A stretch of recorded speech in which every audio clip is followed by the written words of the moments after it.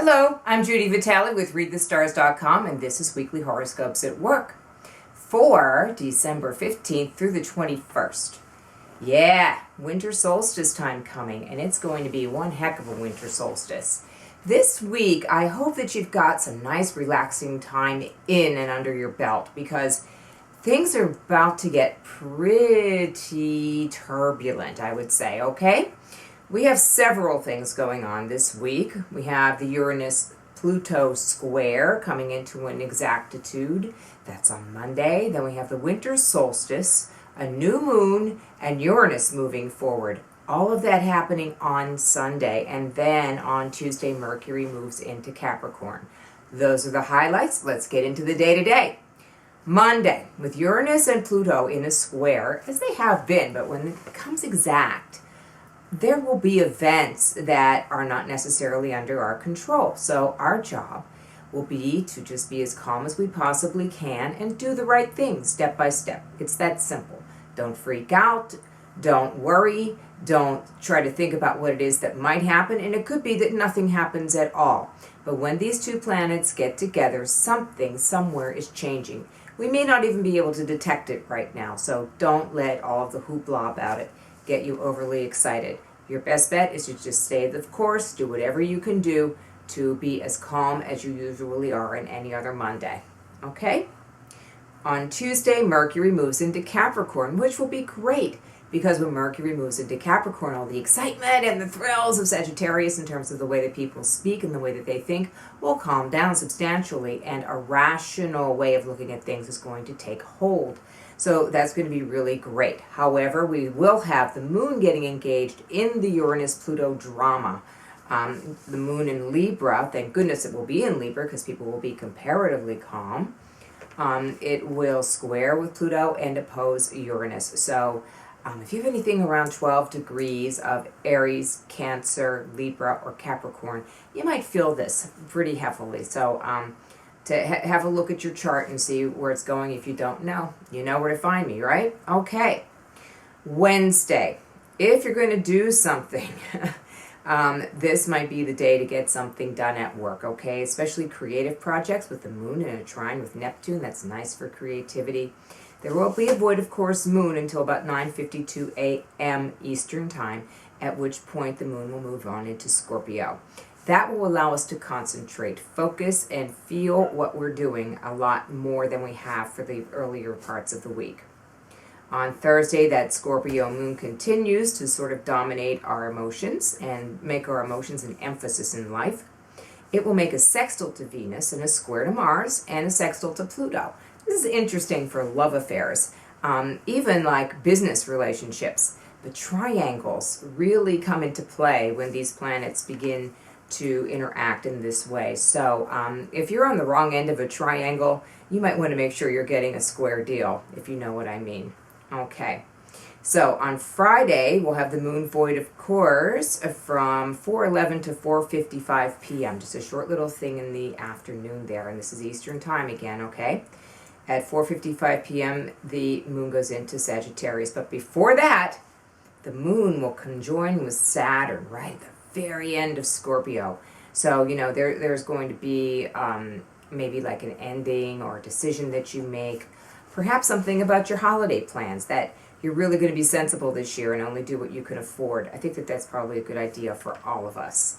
Saturday, crazy day. Gosh, I hope you have your shopping done, because if you don't, it is going to be such a high energy day on Saturday. It's really going to be distracting. We'll have Mercury in a sextile with Neptune, which will facilitate creativity and dreaminess as well.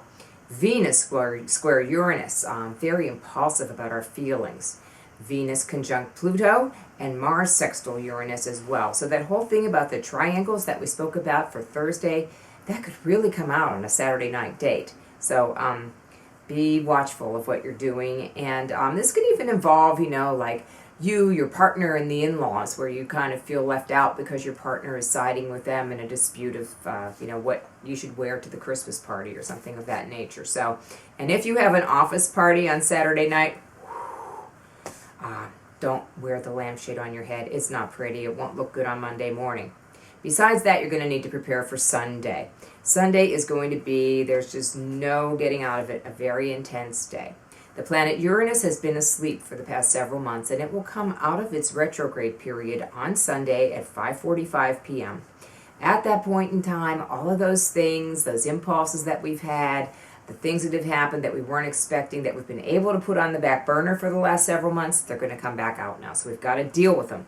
The key with Uranus is to go slowly. No matter how tempting it is to go as fast as you possibly can, you need to go slowly. My astrology teacher used to always point out to me that when you had Uranus affecting you, it was you would have like a tendency to break glass. Of course, I laughed at her, but then the first Uranus transit I got after that, I noticed I'd reach for a glass in the cabinet and it would fall out and shatter. And I'm like, I didn't do that, but the energy that we give off does do that. Because we're giving off so much energy and we're so intense, we really have to be careful. Then we have, of course, the winter solstice coming at 6:03 p.m. The sun will move into Capricorn. This is the beginning of winter. It's also the beginning of a much more somber phase where we're kind of out of the hole. We're over the festiveness of the holidays already. Can you believe, even though we've only had a few of them? Hanukkah, of course, is going to take place this week or begin this week. But, we haven't had Christmas yet. We haven't had New Year's, all of that stuff. But, winter, it comes and it kind of brings a little bit more of a sobriety to it. And maybe a little bit more solemnness, which wouldn't hurt, considering the way that our society celebrates these religious holidays. And then we have a new moon in Capricorn at 6:36 p.m. This is a time when you want to look at your resources and really make a new start as to what you want in your life. And this has to do with your domestic situation as much as your work situation. So keep that in mind as you make your promises to yourself for that Capricorn new moon. Okay, so that's that for this week. If you would like to have a private reading with me, you can do so at Journeys of Life. I'll be there Thursday, December 18th, and then I'll be there on the 26th of December too, if you want to catch me for the after Christmas sale. I'll also be doing there a Friday night forum on January 9th. Mark your calendars. There's a really great event coming up, so check Journeys of Life for that. I will be speaking at S-Spa on December the 30th, which is going to be a lot of fun for Pittsburgh professional women. And also, if you would like to invite me to speak with your group, I'm more than happy to do that. And you can also get a private video reading. Go to my website, readthestars.com, click on private video reading and fill out the form and we'll do the thing. It's $19.95 for 5 to 7 minutes with me. You can ask me 1 or 2 questions and I'll be able to answer them. And then if you would just like to have a private consultation with me, I'm always available for that. Contact me, please, at Judy, Judi, at readthestars.com.